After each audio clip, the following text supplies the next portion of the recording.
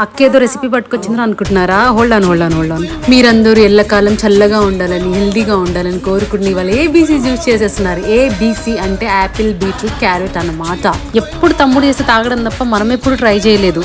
నేను వంటలు చేయడం స్టార్ట్ చేసినప్పటి నుంచి జ్యూస్ చేయడం కూడా ఇంత కష్టమారా బాబు అన్న ఫీలింగ్ వచ్చింది లిటరల్లీ. సో చూసారు కదా, నేను యాపిల్, బీట్రూట్, క్యారెట్ అన్ని ముక్కలుగా కట్ చేసుకున్నాను అనమాట. సో జ్యూస్ చేసే ముందు వీటిని బాయిల్ చేసుకోవాలి. యాపిల్ మాత్రం బాయిల్ చేయకండే. అది బాయిల్ అయ్యే టైంలో మనం ఇప్పుడు ఏంటంటే మిక్సీ సెట్ చేసుకోవాలన్నమాట. నేను ఎప్పుడు ట్రై చేయలేదు. సో మా తమ్ముడు హెల్ప్ తీసుకోవాల్సిందే అనమాట. మన చేష్టలు చూసారు కదా పక్కన.